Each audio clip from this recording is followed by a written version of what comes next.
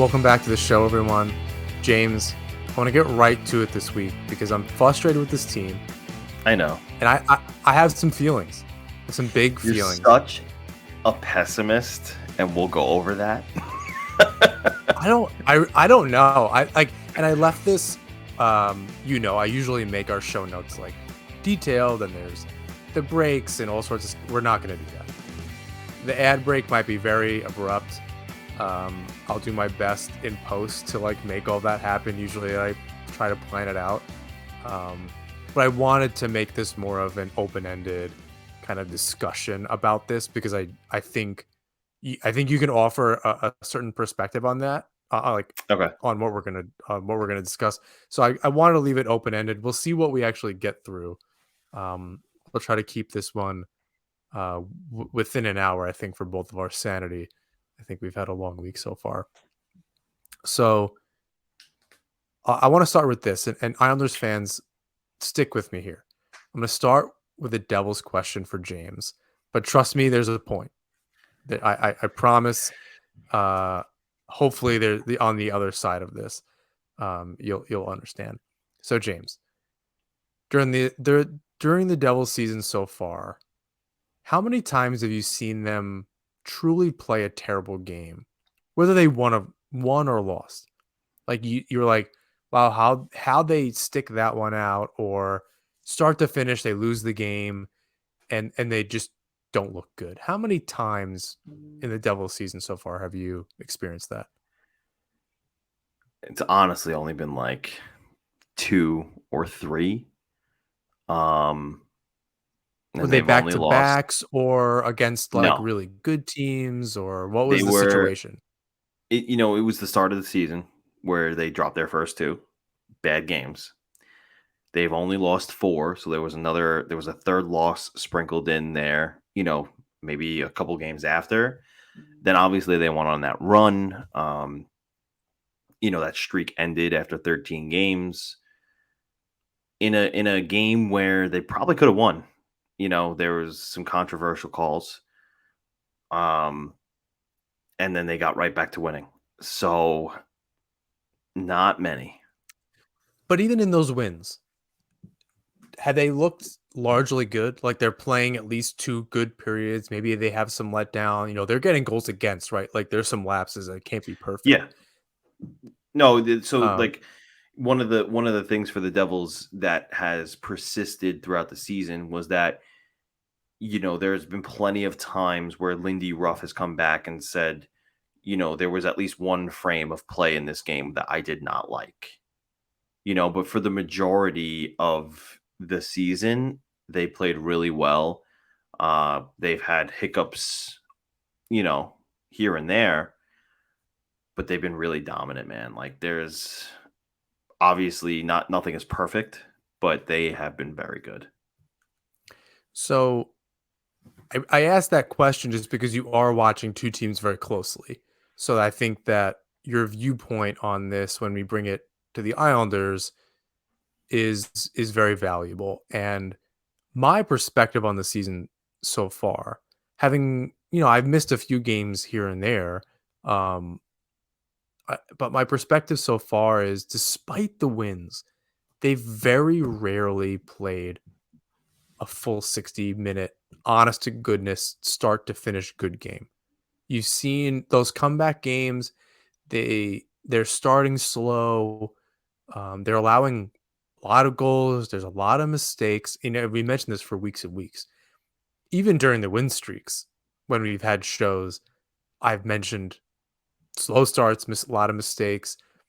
They're professionals, kind of figure it out. You mentioned, at a good point last week about 20 games into the season, maybe you're just starting to get it. And we're like seeing them make the same mistakes over and over. There's a lack of focus. Am I missing something? Am I being too harsh on this team that is second in the division? Um, I didn't look at where they were in the conference, but they're 15-8, 15-9. They won 15 games. They're not even losing in overtime, which I'd wish they'd at least, like, they're 15-4-4 or something. At least get some loser points in there. But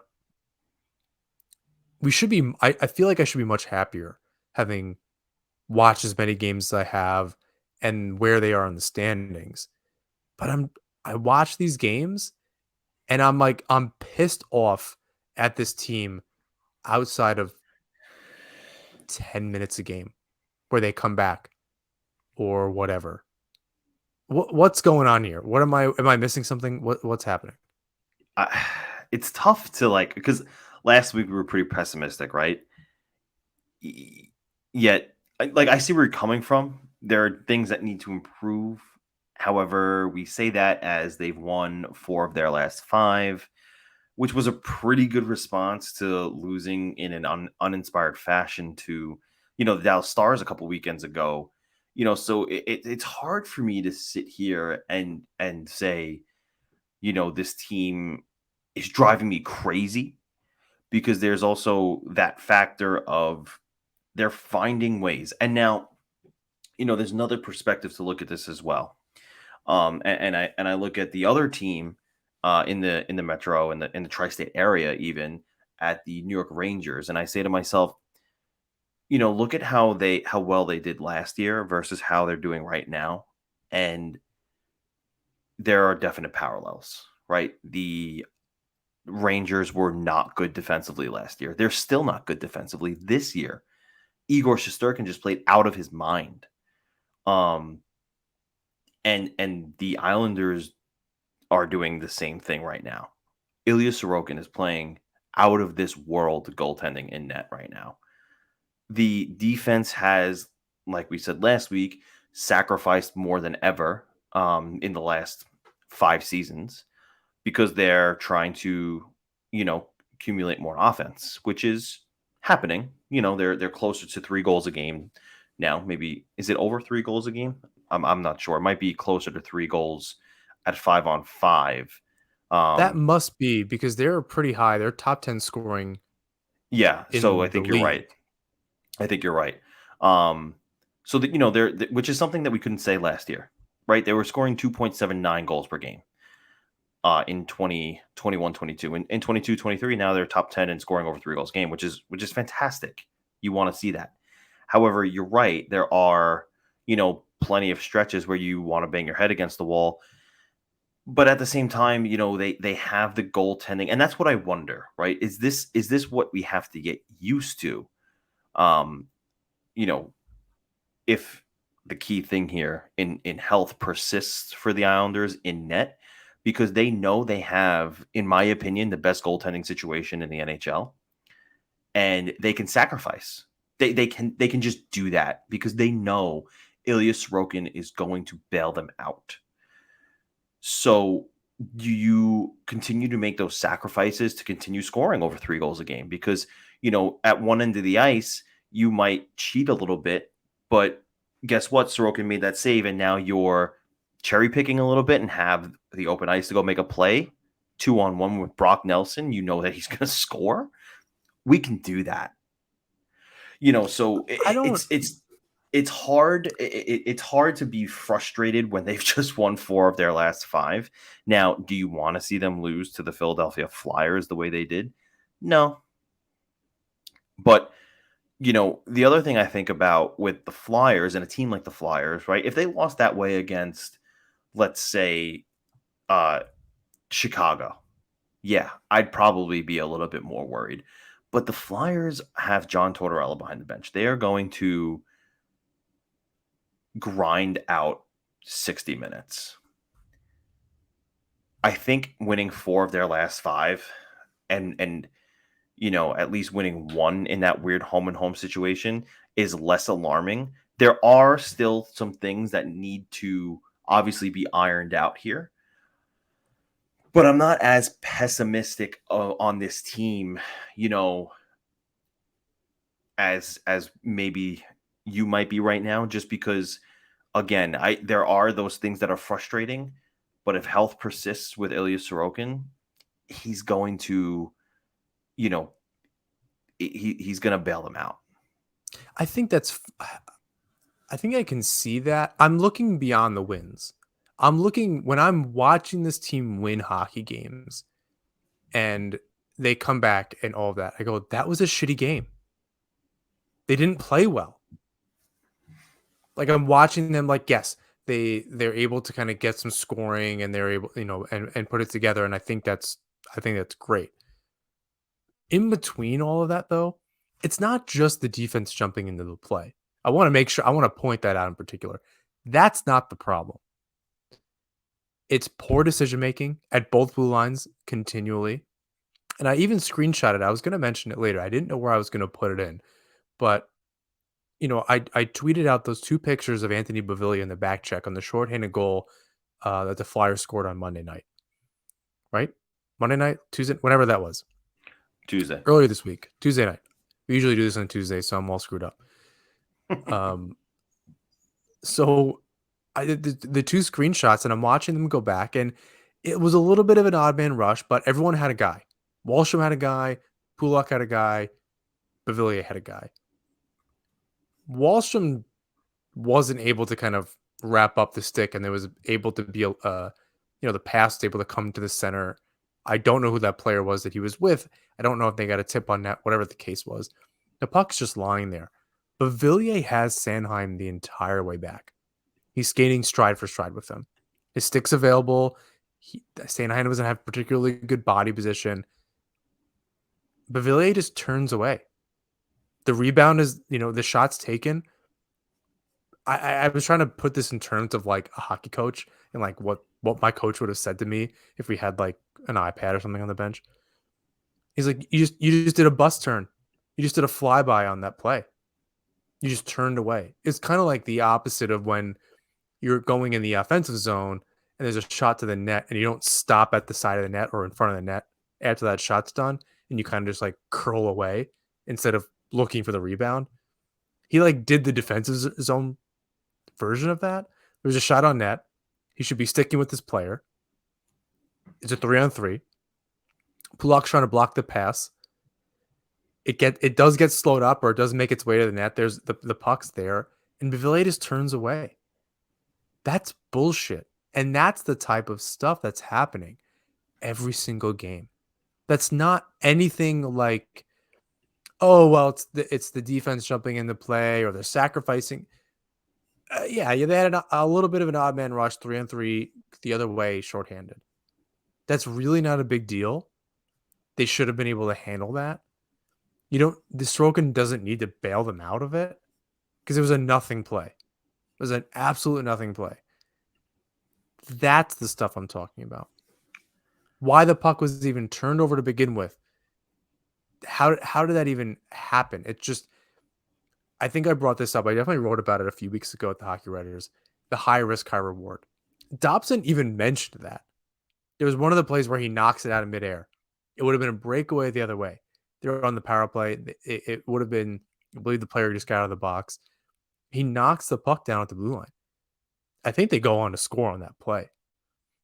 And of course, just because Dobson's a machine this year, in the last 12 months, he's been incredible. After a little bit of a slow start last season, he even mentioned it was, you can really screw that stuff up. Sometimes it doesn't work. It worked, and I get if that's what you're trying to do.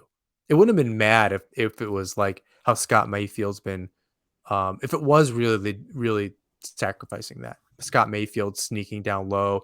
Sebastian Aho has been very good at that. That's not what's happening. That's not necessarily what's leading to those goals. Those situations are fine.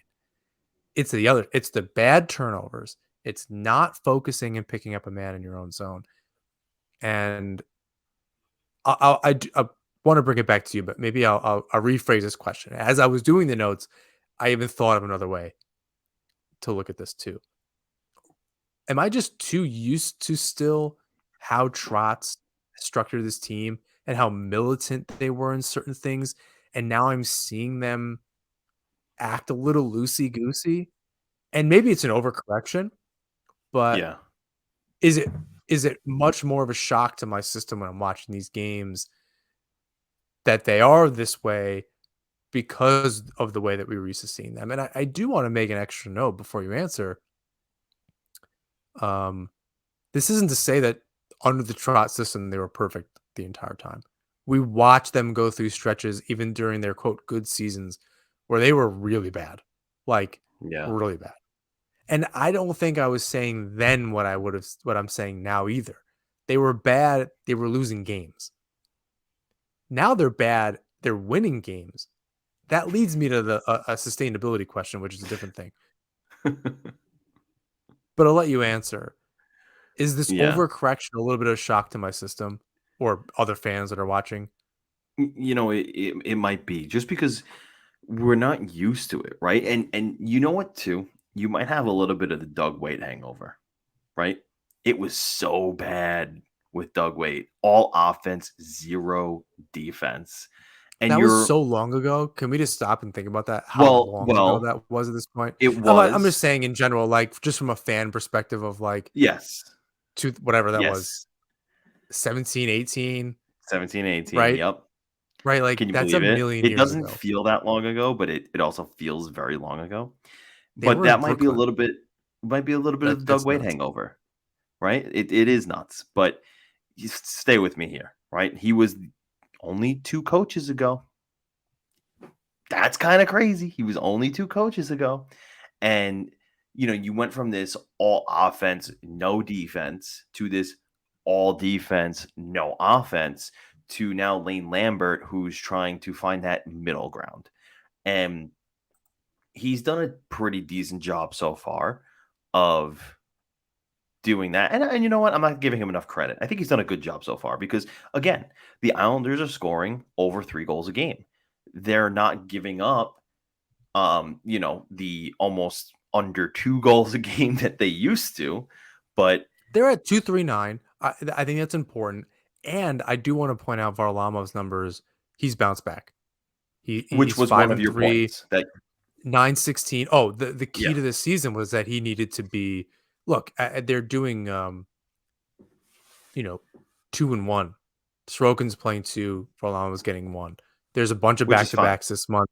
Yeah, but a key to this season was Varlamov switching his numbers from last year. Right. Whatever it was. Some ridiculous thing that he needed to reverse them. I had it at the top of my head for a while. He has a 916 and a 284. The goals against not great, but the save percentage is good, and that's probably a better, in the games they're losing, they were losing.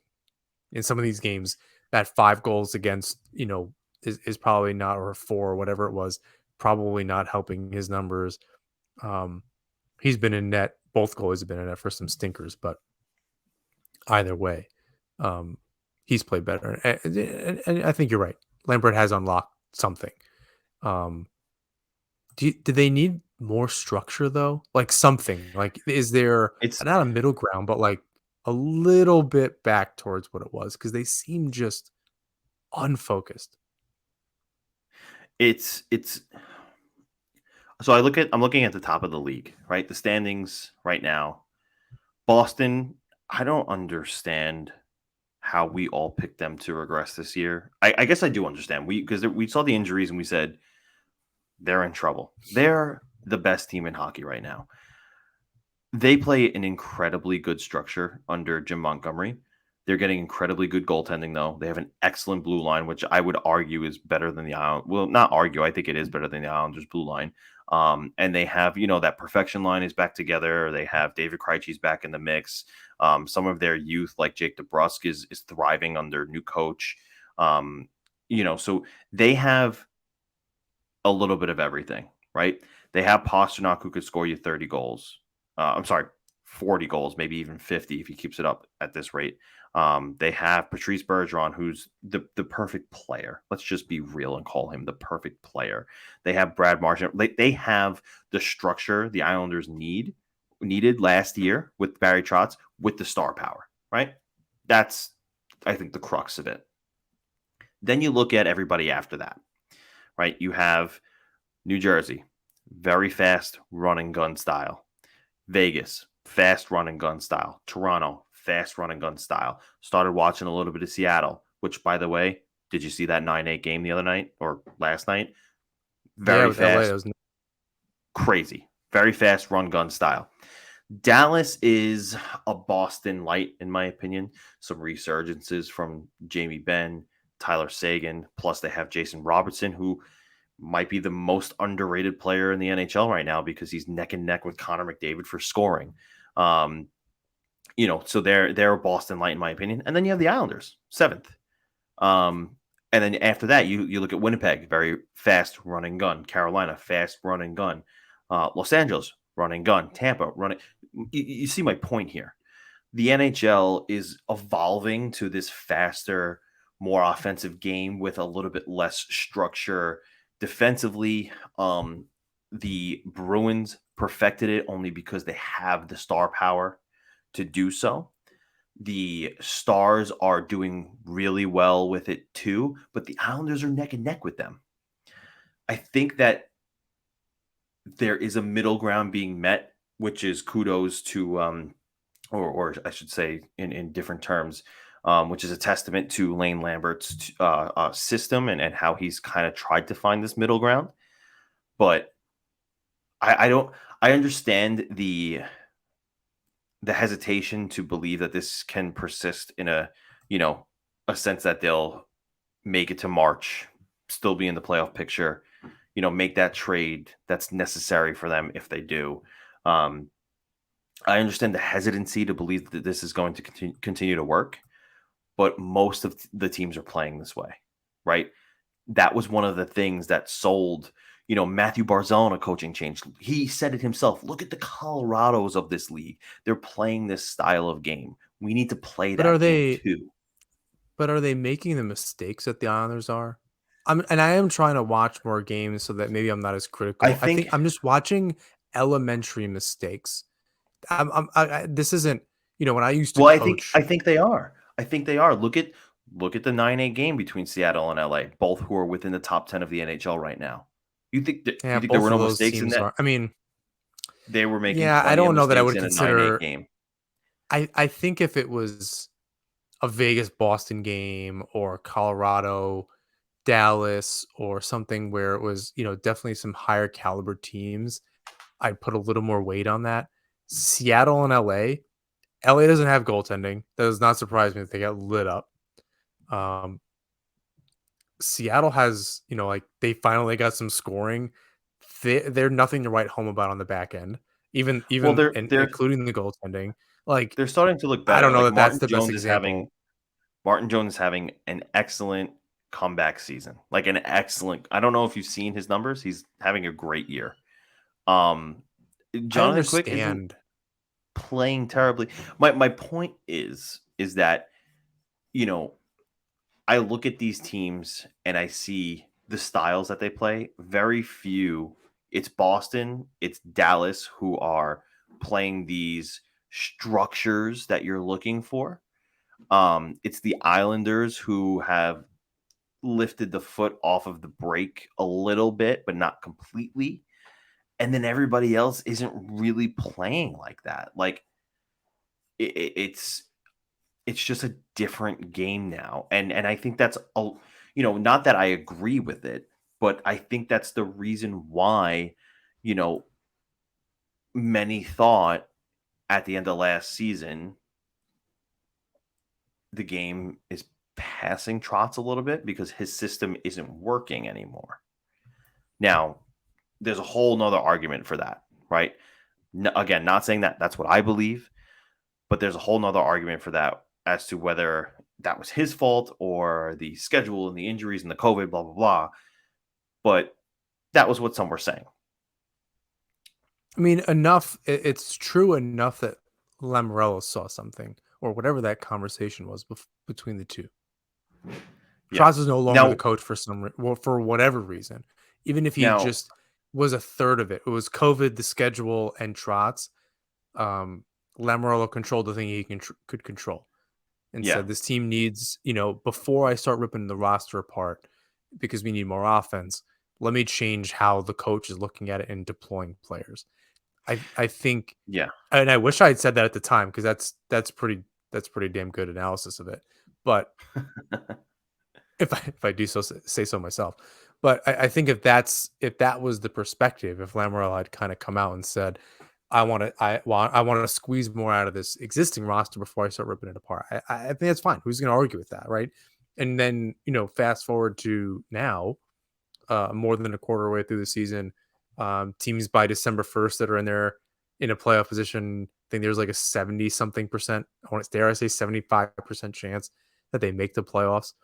Um, and that's good, right? I think my hope is anyway that when they do make the playoffs, that they do lock it down a little bit more, that they are a little bit more structured. They do get back to that a little bit more, and then also find a way to continue to score, right? Because that was, they're 1 goal short, or they were, a couple goals short in a game 6, 1 goal short, a shorthanded goal, go figure, um in a game 7. Like, they were there. Um and now with Romanov, and Mayfield, that's definitely, like, I do want to talk about the defensive pairings, and how that's shifted, and um how that's just looked really good for this team. Um but like, they're finding ways to do it. I They are really thin up front, but some of those are on, like, not even the real issues, right? I don't need Bavillier and Bailey to score goals. Like, that's not even the problem. It's really just in their own zone. Again, that's a Bavillier who has 5 goals on the season so far, and that's not bad. A bunch of players have 5 or more goals so far. Can't believe Nelson has 11. Um, a bunch of players are at or just below a point per game. Like, that's incredible. That's great. Um, the injuries are catching up. I that's again, Lambert hasn't been afraid to shorten the bench, and try some different things late in games, and all that kind of stuff. I think it's what you would expect. But even the players he's putting out there, sometimes, like, sometimes it's just not working. Yeah, players running around. Um, it's like under a new coach, the players forgot the, I don't even want to say structure, but like the basics. I really don't think in other games that I've watched that there's this many mistakes. And I hate to just harp on this. Like, I really just don't see those mistakes happening, where it's like turnover after turnover after missed assignment. Like, I don't know. Well, I feel like here's it's the other thing crazy. I think too. I feel like, in this system that is trying to be implemented and is kind of working and everything, I look at, the other elite teams in the NHL, like I said, Colorado, New Jersey, Vegas, Boston, and they lack, and at the risk of sounding like a broken record, they have a certain, or they lack a certain speed. The Uh Islanders lack of speed. the Islanders lack a certain speed that, Colorado, New Jersey, Vegas, like those teams have. For instance, like I Holy shit! Have watched you some seen of, McKinnon skate? yeah, Sorry to, like, ruin he your train of hates thought. the ice. Holy No, shit! he hates the ice. Like he destroys it with his skates. It's crazy how he skates. Yeah. Like a certain anger in his skating, which is, I don't know, tragically beautiful. I love it. But McDavid is so fast, and, like, for a different yes, reason. Like, Barzell's fast for a different reason. I was flipping between games last night, the Colorado game that was on. I forget who they were playing already, and I've never seen somebody just get through the neutral zone in like 3 strides like that. And just like, right. he's a mutant out there. It's insane. Yeah, right. And so like that's the thing though, like, the Islanders have Barzell, and then, and the thing is too, it's not just the foot speed, but I watch some of the cycles in the offensive zone, even on the power play. I don't see enough movement with and without the puck. I don't see enough urgency to get the puck to the net. It's almost like they're looking for the perfect pass and the perfect shot at all times, rather than just getting as many pucks on net as possible. And I totally understand the argument of quality versus quantity, but there's not enough of an urgency to, you know, get that pass off of your tape right away, right? That pass is coming to you, get that shot on net, right?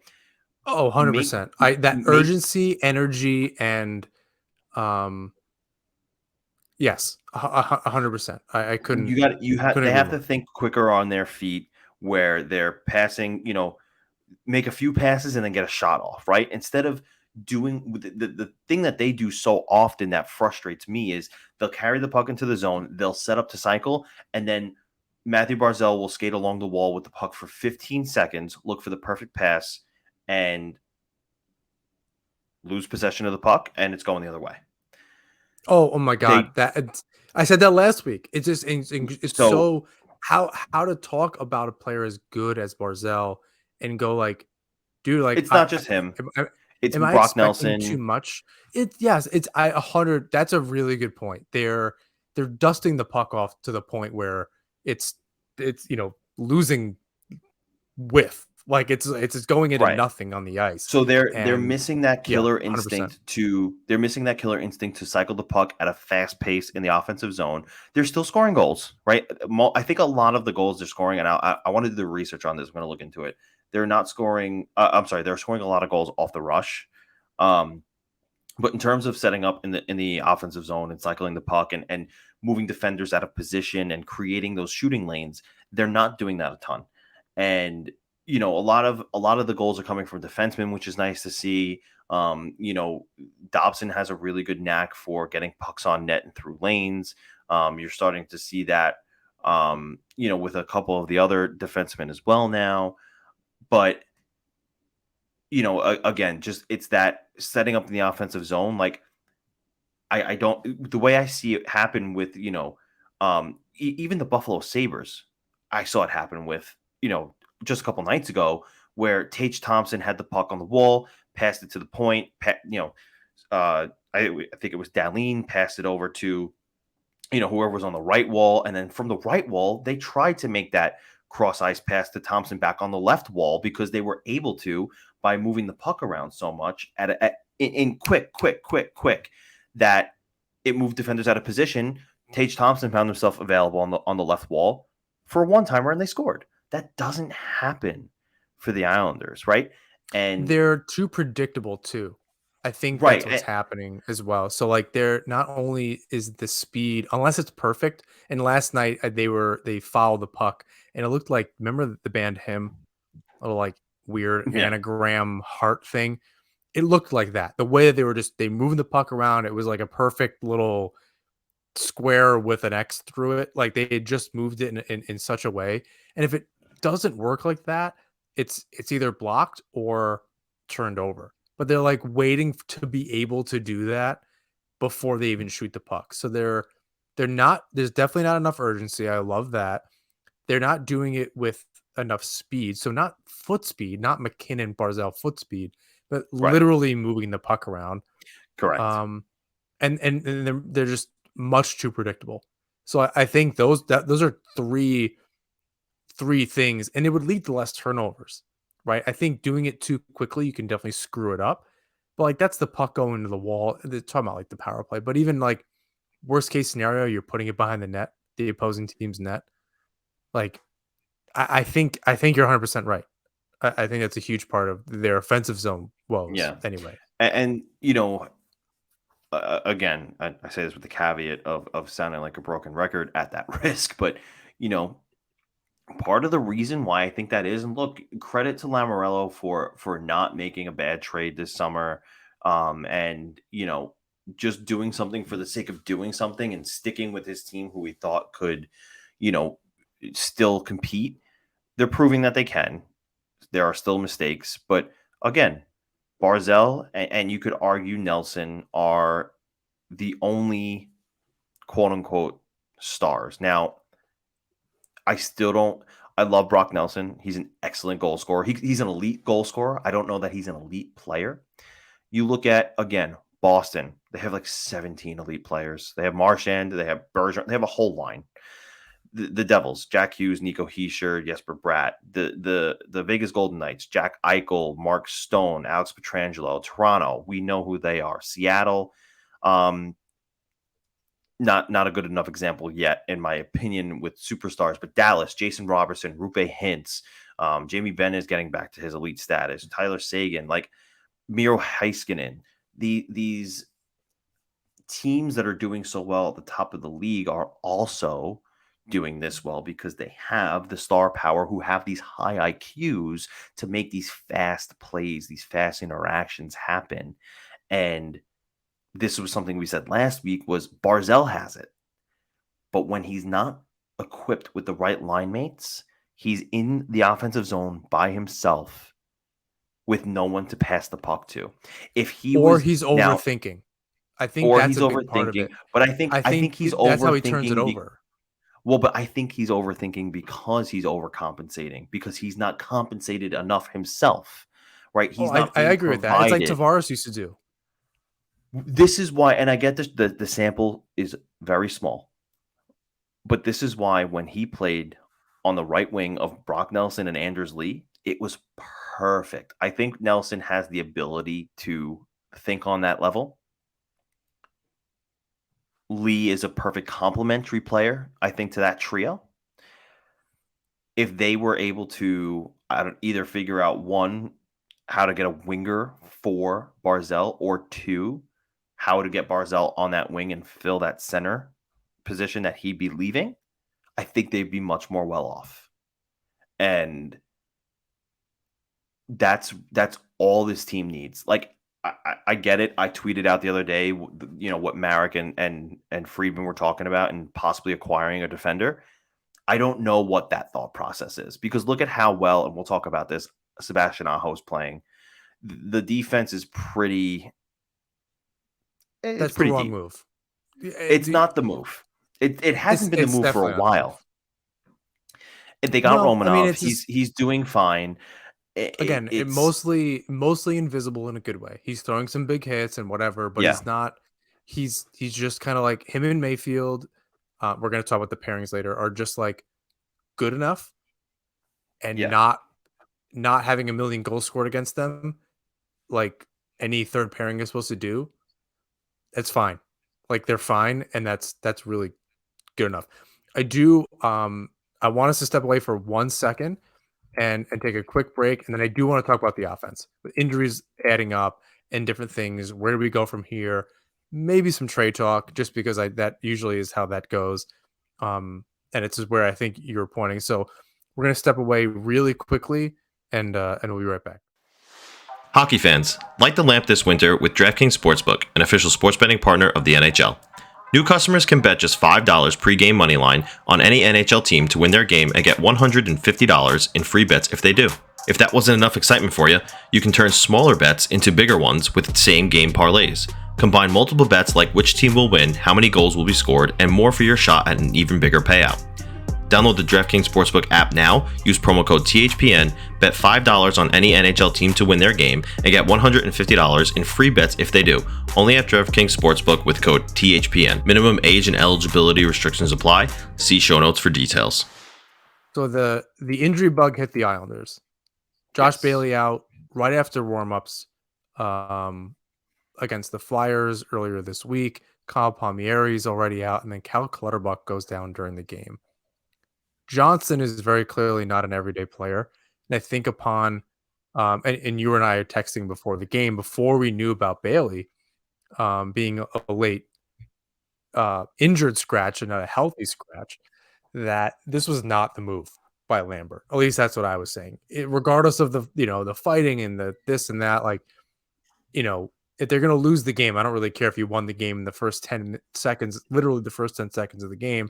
On the toughness level, you have to be able to win it the actual rest of the game, the 59 minutes and 10 and 50 seconds, or what really matters. Turns out Bailey wasn't available. That's why Johnson goes in. Palmieri is still not available. Then Clutterbuck goes down. The bench gets shortened because they're losing. They don't have the bodies. The lines start getting all mashed. Depending on how things go between now and Friday, because I believe they're at home on Friday. Am I making that up? No, they are. So it's a little bit easier. Bridgeport's closer to Long Island than if they were on the road or something. Do you think a call up is coming? Holmstrom is available in the long term. They do have 23. Like I think they would still need a player to go on LTIR.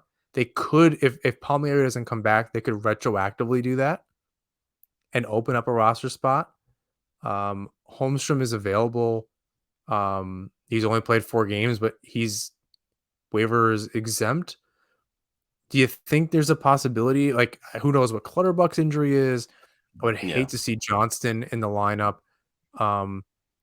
So if Clutterbuck's down, I guess a roster spot might open, but then I'm willing to bet that means Sashnikov's coming back. They don't seem afraid to waive him. Tell me the thing that I think Islander fans want to hear about a call up. So if there's a roster spot open, who do we want to come up from Bridgeport, and who do you actually think will come up, depending on who's out? So if you qualify again, a Clutterbuck's out, a Stashnikov actually would likely come in, but Palmieri and Bailey long term, even just long enough to be on LTIR for whatever it is, 14 days, opening up a roster spot. Is there someone that we can keep our hopes up for? Well, look who's not playing for Bridgeport tonight, and there was no inclination that this player was injured. Aturatu is a scratch tonight. He's not in the lineup. Could we be seeing another NHL debut this week on Friday? So by the time you're hearing this, he may be on the ice for Islanders practice on Thursday. He what? So if this is, we're recording on Wednesday, the Bridgeport Islanders are playing tonight. Oh. Ratu's a healthy scratch. So by the time you're hearing this on Thursday, you may all have already seen the news. Right. Okay. That Ratu is at a New York Islanders practice. If that's what happens. On Long Island. If that's what happens. Right. That's sorry. I confused the Islanders that you were talking about. I thought you were talking about Bridgeport, and I was like, wait a minute. But no, it's like they could have avoided that somehow. It's almost like they could have just not had that happen, so it would have made it easier. But far be it from us to name a hockey team. Yeah. So, but that could be your answer, right? I wonder how much of this has to do with the fact that he plays with Holmstrom in Bridgeport, because Holmstrom's look pretty good, right? He doesn't look like he doesn't belong. And even he's not Lambert lighting the world on fire, but he's not making mistakes. And I think and that's the thing. Lambert even went as far as to say that the little things that he does it looks really good. Like he likes what he's seeing. Yeah. He made that really nice play along the wall that helped lead to a rush, and that helped get his first NHL point on a secondary assist. I like what I've seen from Holmstrom. And I wonder how much that possibly affects the call up. Now, I don't know if those two are going to play together if Ratu does get the call, but at the same time, Lou Lamoriello acknowledged in his preseason or at the end of the preseason that I might have been wrong about the timetable for this kid and for William Dufour. I might have been wrong about that, and this could be what happens, right? There hasn't really been any word after it was tweeted out earlier by Michael Fornabayo, who covers the Bridgeport Islanders, that there was an injury or something to Aturatu. Usually we find out those things pretty quickly after the lineups are announced. So the fact that was 3 hours ago and they're in the third period right now and no update on Ratu, I would bet by the end of the night tonight and into tomorrow morning early, like by 8 a.m., if we don't hear anything about Ratu, you could assume that, when the Islanders hit the ice at 11 or 12 o'clock, whenever they do, Ratu could be out there. Look how sneaky they were about Holmstrom. We didn't know he was recalled until he stepped on the ice for his solo lap. So, it would not surprise me if Ratu has been recalled. And I think it's because, again, too, that maybe they want him to get his feet wet, but maybe they like what they're seeing in Bridgeport. And it could just be one of those cool things, too, where, don't get your hopes up, don't put the cart before the horse or anything like that. But, these are the moments where,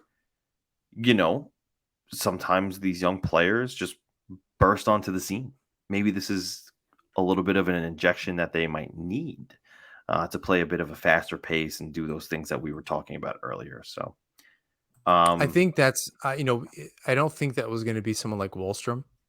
I think we were right. hoping that he would just set the world on fire with a ton of goals, and he does have 6 in 23 games, so it's not like something like 20 is not out of the question at this point. Even 25, I'm not good at figuring out what a player's goal pace is, but a quarter of the way through the season, 82 games, blah blah blah, you're looking at maybe like he ends the season with 21 goals, and that'd be really great for this team. If Yeah. everyone else can kind of be in the same boat. If imagine the Islanders had 5, 6, 7, 20 goal scorers. Yeah, That would that'd be be great. incredible heading into the playoffs. But a player like Ratu can definitely come in and just kind of be a different injection. Simon Holmstrom is a safe bet, right? Is the better or has the potential to be a better Kiefer Bellows, who didn't look particularly good, and has not No, exactly gotten a bunch of high praise from his new coach, John Tortorella. So not many Simon do. Holmstrom definitely has the potential. Yeah, not many do. Not on this current squad at the Flyers have anyway. But Holmstrom at least has the ability to be a better player. He's younger. He's obviously not making that many mistakes. He's playing with, Wallstrom, who's kind of like now been around for going on 2 seasons, and has is a very very good offensive player. He's a little one dimensional, and that's fine. Although he's fought, which is nice. He ragdolled D'Angelo. Uh, I don't want to bury that in the rest of our conversation. But Radu can come in. That'd be great. I mean, I think that's what people are hoping, right? You can kind of mix him, throw him in the third line, kind of protect him a little bit as far as the matchups are concerned. Have him with very, a Pajot, even keep him with Parise, responsible veterans in the defensive zone. Kind of let him do his thing. Is he a winger or a center? Ratu, Right. he is a Yes. center, but I I would imagine he'd be not. on the I wing. mean, I would imagine he'd be on the wing too. But are they going to maybe, I don't know, put that line together? They could. I mean, that would be a lot of responsibility. I imagine you'd be like 3C with somebody. I think it also matters. Is Clutterbuck out too? Right. No, I Like joke. if I it's do 2 think that, forwards, it's I think it's difficult depending on who's out, yeah, and I do who can you joke. call up? How many roster spots are you talking about? Blah blah blah. I honestly think that the best path for a young center who's developing still like Ratu is to start them on the wing and then transition them back to the center role when they're ready for like a full-time gig there, right? Far too many times have I seen in the NHL, and I think of Jesper Kokoniemi and maybe a little bit of Kirby Doc's um, introduction into the NHL as a center at such a young age. Sometimes, or a lot of times, it doesn't age well. I think that if they start Ratu on the wing and get him acclimated to the pace and to the size and to the skill of the NHL, that would be best suited for him. So we'll see how the deployment works if this is what's happening. But just a quick note on Oliver Wahlstrom. He's on pace for 21 goals and 42 points this year. Yeah, I made a very good guess then. Guys said 21 goals would be great. So Yeah. I love that. That'd be great. I don't think that's like first line material. I think for the Islanders, that's good. It probably means a lot of players around him are getting more points. He could stand to score on the power play more. Well, He he has could 1 stand to power play also goal be this summer, put on the power play more. this season. That's fair. Power play has been working. Peugeot has 4 power play goals. Parise's stepped up. He's scoring like a machine. He's at 7 goals this Yeah. season. He could have 20 goals. Well, he's on pace for Hang on as I pull it up. You're just doing a math machine over there. He's on pace for 24. No, so new feature on Elite Prospects tells you what they're projected to score at over 82 games in a season. At the bottom of their statistics. And so if you just pull up the player, Zach Parise on pace for 24 goals and 38 points, which at 38 years old, good for him. Noah Yeah, that's Dobson incredible. on the same goal scoring pace. He's on pace for 24 goals, and I'm laughing because that's ridiculous for Noah Dobson. I mean, like we're seeing what Erik Karlsson's doing in like his resurgent season this year, which is insane. But for a guy like Noah Dobson, who is, still fairly new to this NHL, 24 goals and 55 points, that's his pace right now. Love that. Yeah, that's I was trying to look up who the last Islander defenseman to score 20 goals in the season. I imagine it's Berard. I can't think anyone Yeah, since then. that's a Maybe stat muse Mark question. Streit. Yeah, maybe like a Mark Streit. But maybe he had close to that, but maybe it was like 15 or whatever. But there really hasn't been any other defenseman that I can think of in between that would have gotten close to that. So that'd be kind of incredible. Um, you'd have a great 18 months of Islander hockey for Noah Dobson. And that's a really good segue, I think, into the new defensive pairings. What do you think of Dobson, Romanov, uh, Mayfield, Romanov, and Dobson, Aho so far? Yeah, so I'm just sorry, you had me interested in the last Islander defenseman to score 20 goals in a season, and it was Dennis Potvin. No. I, I I think it was. I'm looking it up now. Last Islander on StatMuse, unless it's just not filtering the right way. It No, was, Brian Berard didn't. yeah. So it was Dennis Potvin in 85-86 with 21. And like also the only Islander defenseman to score 20 or more goals. Look at Yikes. that. Yeah. So anyway, what was the question? Sorry. New defensive pairings. Oh, Mayfield, right. Romanov, Dobson, Aho. What do you think? Yeah, so this one says two things to me, I think. Mayfield has proven that he's a reliable veteran presence on the blue line for the Islanders, who can play with someone who's still relatively new to the system. And that's why he's paired with Romanov, and they, are happily, or I should say, they're pleased with how, sound he is back there, and doesn't make a ton of mistakes, just does his job. And, they're not afraid to put someone who's new with him, like in Romanov, who's still learning the system. On the flip side of that, Sebastian Aho moves up. And that says to me, well, we're pleased with his development. He's a puck mover, which this system calls for. Um, I think Aho's proven that he is a late bloomer, or he was a late bloomer, and maybe it was just because of the system, and this system works much more in his favor.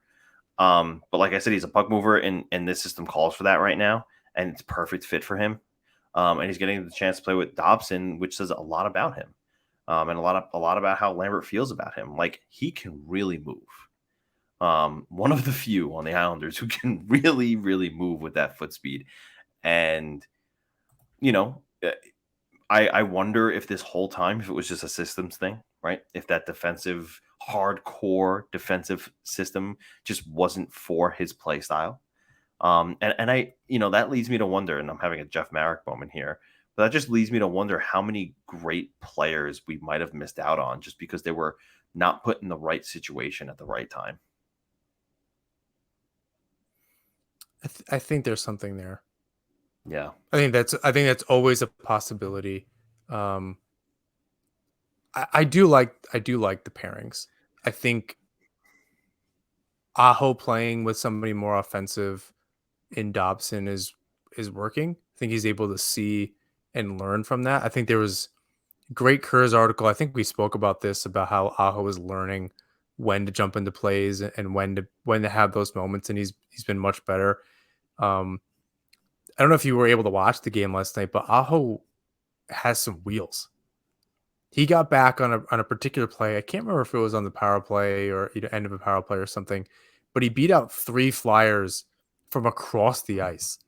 And I Yeah. was trying to find a video on it. It wasn't anything of substance. Like it wasn't like right before and after a goal or something like that. So there wasn't like it was on like a highlight pack or something. But unless I missed it, but I like seeing that out of him.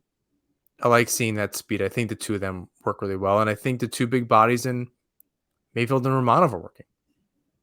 So like I think it's a good fit all around. Could just be everything kind of aligning, like you said, right systems, right D partner, and the chemistry's working. There was a stat where Romanov and Mayfield hadn't been on for a goal against since being put together, like during the win streak. Um, Islanders were undefeated since having done it, other than the other night, and they may still not have been on the ice for a goal against, which is not what you would expect. I don't think that we were expecting that pairing to be together for sure. Um, but it's definitely working. So we can't complain. Um, you had a comment about Barzell, and I kind of want to end on that.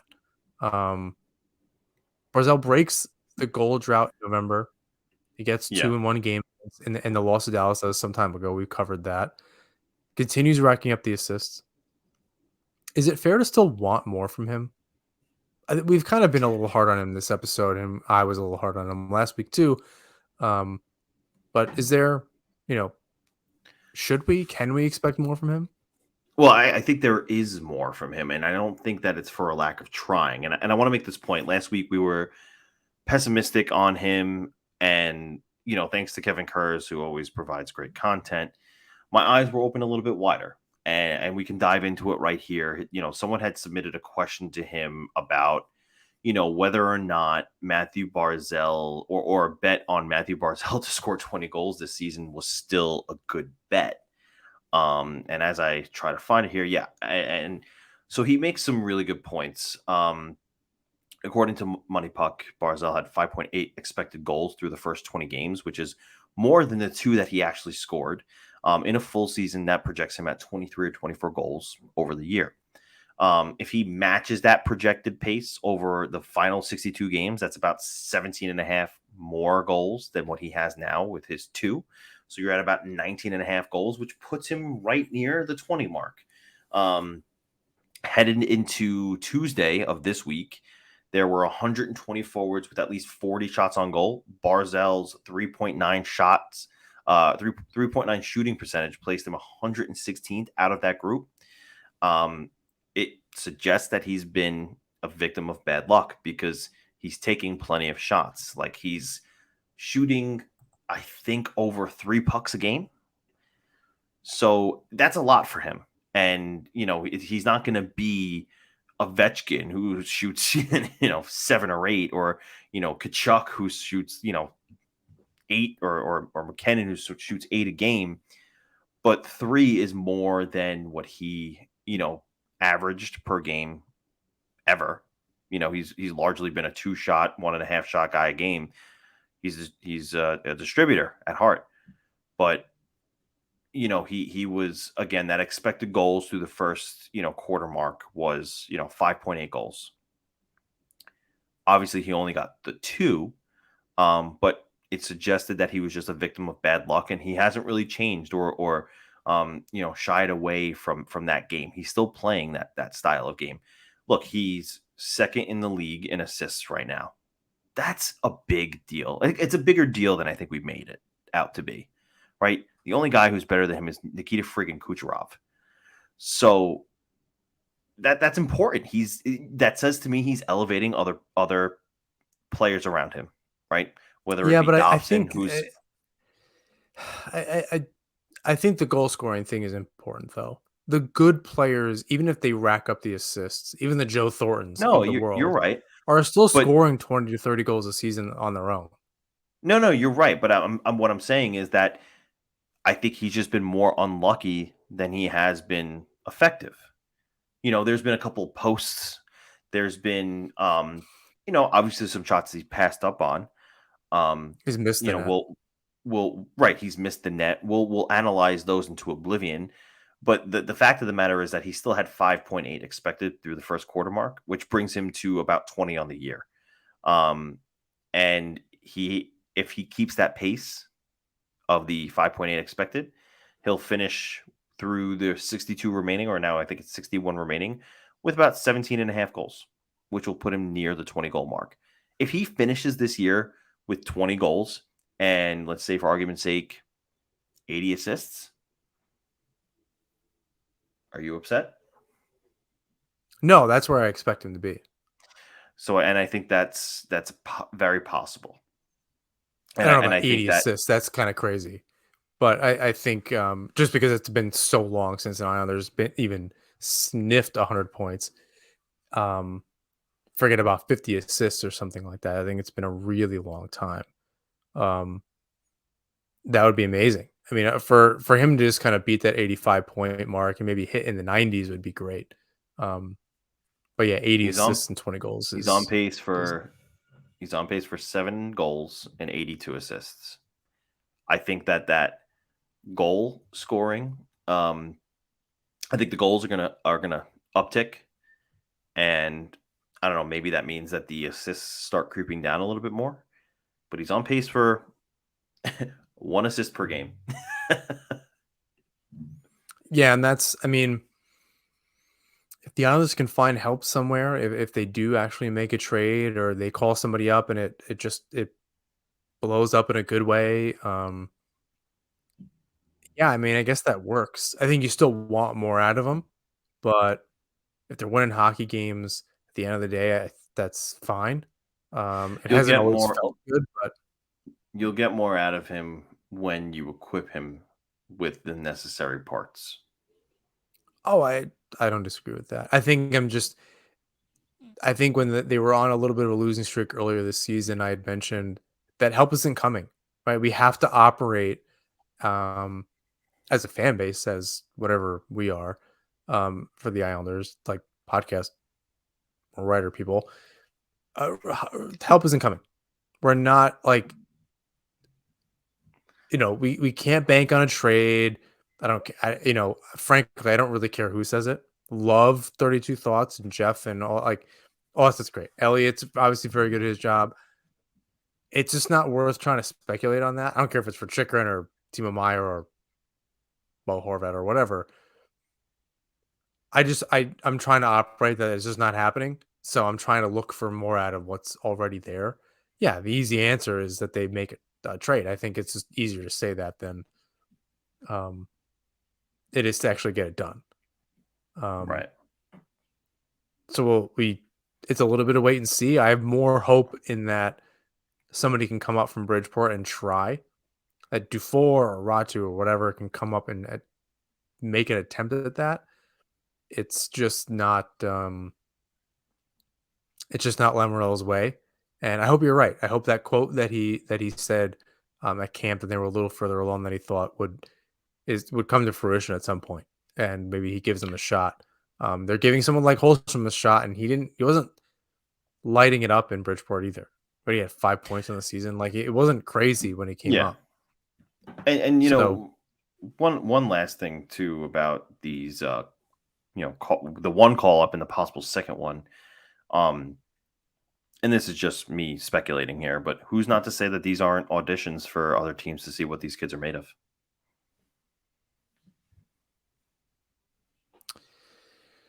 I mean, yeah, I think definitely heavy speculation. You can't. I think that's the problem with some of what's happening. Like a Bailey, um, once you start sitting a player like that, you're pretty much saying you've given up, which is why Bavilier hasn't also been finding the press box a whole bunch. You can't just say you've given up on him. And he's got 5 goals in the season. It's not like that's, he's on pace for something in the low 20s. Like, that's not bad. I just think 40 points for, the $1 million a point per season for Bavillier, like, that's just not what you should be doing. Like, that's very, very expensive, especially when you have a guy like Parise at $100,000 a point. You can't bank on that, but he's not supposed to. That's supposed to be the gravy. That third line, the P3 line, is like helping carry the offense, and that's great. But like when they slow down, which they will, you need other players to step up, and it can't just be Bavillier scores a great overtime goal and one other goal, and then is asleep until January. That just can't be a thing. Right. So that's why, like, you just can't call players up and sit them, because then you can't do anything. Bavillier has another year left. Bailey has another year left. If you want to move those contracts, you need to play them. They need to do well. They need to be somewhat of an asset, but they're way less of one sitting. Agreed. And they don't have the roster space. They literally don't have the room. So they're in a weird position. Another reason to be like, it's way harder to make a trade in this league, or the GMs make it harder than maybe it needs to be. Sometimes they materialize out of thin air. Sometimes it takes a million years. They have to just operate under the guise that what they have is what they have, and maybe they make a call up when someone gets injured, and they, lightning strikes, and they're able to capture it and really get it going. But we'll see. Later this week, we'll know. Maybe a little tip off from our, I don't want to say friend because we don't know him, but Bridgeport beat reporter Mike Forbanato. Hopefully something comes of that. A little bit of insight there, so we'll see. I think that wraps it up. We managed to stay in an hour, which is pretty impressive for us. Setting a goal at the outset, so good job. Any closing thoughts, or are we good to go here? No, I mean, I think that's it really. Like, I know, sometimes or lately we've been a little pessimistic with a team that's 7th overall in the NHL. But maybe there's something there because, I have looked at the projected standings, from Dom Luchezin, who, writes for The Athletic, and he still has the Islanders only at like 90 points for the season and like maybe making the playoffs, which is interesting to me based on their first quarter. But look, when you have, in my opinion, the best goaltender in the NHL right now in Ilya Sorokin in net, look what happened for the Rangers last year. And that could just be enough to get them there. And we've seen what the Islanders can do in the playoffs. Obviously different guy at the helm. So we'll see. But there's still 3 quarters of the season to go. And, December is today as you're hearing this, or if you're, a few days late, it's December. And this is where things start to ramp up. So I'm excited. Me too. And hopefully they can bounce back against the Predators. So they don't replay their game against the Predators a couple weeks ago, and they can shake off that game against the Philadelphia Flyers and that really bad loss earlier this week. They traditionally don't play well against the Predators, but we'll see. No, but it's a good test. Yeah. Please rate, review, subscribe wherever you listen to or watch our show. You can follow us on Twitter, Instagram, and YouTube at Aspen Hockey. You can find James' work at the Fourth Period. You can find my work at the Hockey Writers. And make sure to check out Isles Fix, an excellent curated Islanders newsletter coming to your email inbox Monday through Friday. James, bring us home.